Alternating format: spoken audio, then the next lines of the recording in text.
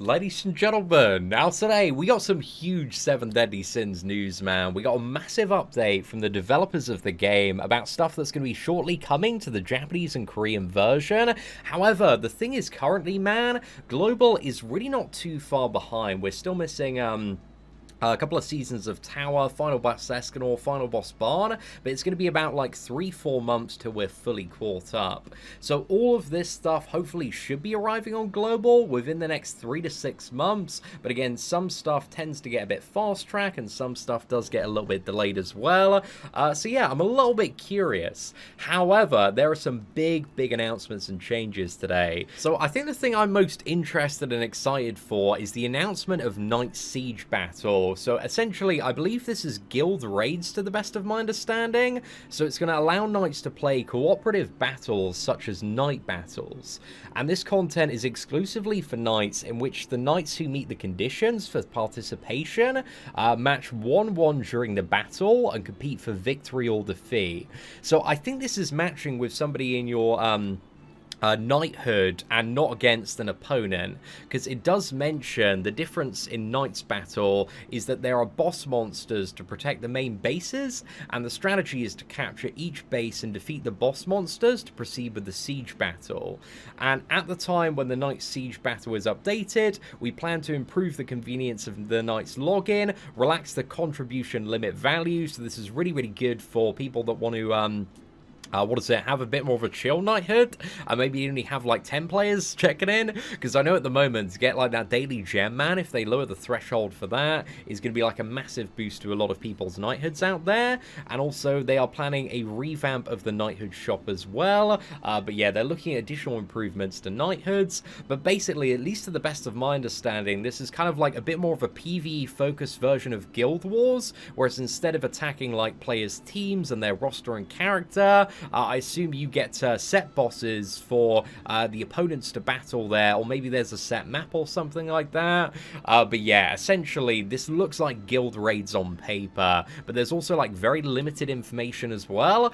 But regardless, man, I'm really excited. Like, personally, as a tier 1 Guild Wars player on Global, man, I absolutely love it, and I'm very excited for ungeared Guild Wars to come to the masses as well, because I think that's going to be a lot more fun for the majority of people in comparison to geared Guild Wars. But yeah, having like Knighthood raids or guild raids, I think this feature could be really good, or it could potentially be a little bit lame, but I'm hoping it's going to be a really fun time. So I'm interested to see how this one turns out. So also, as you may or may not know, the next festival is right around the corner on the Japanese and Korean versions, so it's going to be dropping, I believe, this Thursday, and there's going to be a big live stream reveal, probably for the unit and content tomorrow. So yeah, I'm very interested to see, but this one is going to be celebrating 30 million downloads there, and we're probably going to have something similar to this festival for like Assault Mode Melee for the 1-year anniversary. Hopefully he does come out mid-March in comparison to like, you know, a week and a bit's time, but we'll see what happens there. So yeah, that's going to be coming a little bit later this week. And also, there's going to be a complete revamp to the Tower of Trials. So they're planning to change the Tower of Trials to a tower-type content format that continuously adds higher stages instead of content that is initialized on a seasonal basis. So basically, Tower is going to be something that just keeps on building up and up and up, and harder and harder content is going to come in. So Super Awakening coins and also basic growth materials that can be obtained regularly in the conventional Tower of Trials can be continuously acquired in various content, such as missions, regular events, SP dungeons, and as the Tower of Trial improves, will be set up as well. In addition, they plan to change the conventional Tower of Trials, so what we have now, which consists of 25 floors, to event content and show it in a way that will be reopened at specific events in the game.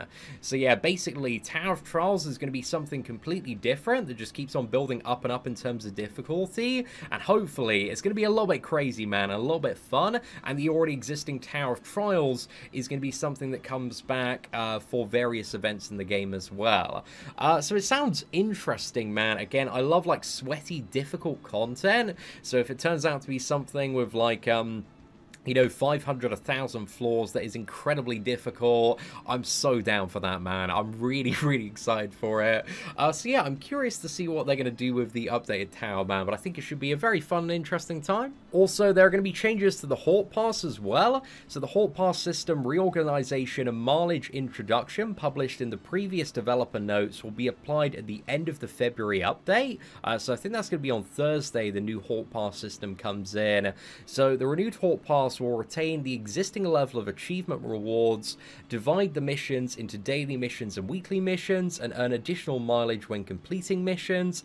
In addition, we plan to introduce a mechanism that will activate the bonus effect if you purchase paid the Hawk Pass in succession, and increase the mileage that can be earned each time you complete a mission. And Hawk Pass mileage can be used at the dedicated shop, but since it takes a certain amount of time to earn mileage to purchase products, the mileage shop renewal cycle will be set separately from the Hawk Pass sales period. Also, in addition to paid goods, we plan to regularly add new costumes that can be purchased at Hawk Pass mileage to the Sacred Treasure shop. So I think this means if they add like a really good outfit to the Hawk Pass, again, it's going to be in the Sacred Treasure shop there. But yeah, I'm a little bit curious as to how they're going to like revamp the Hawk Pass and what exactly they mean here. Because yeah, I left this feeling a little bit confused there, man.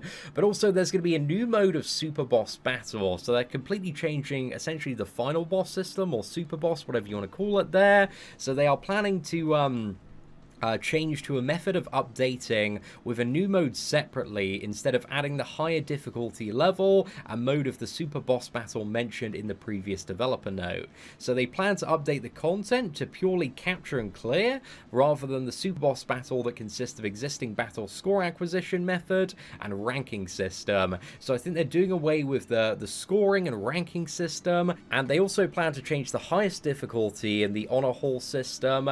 So I think that's the like coin system there.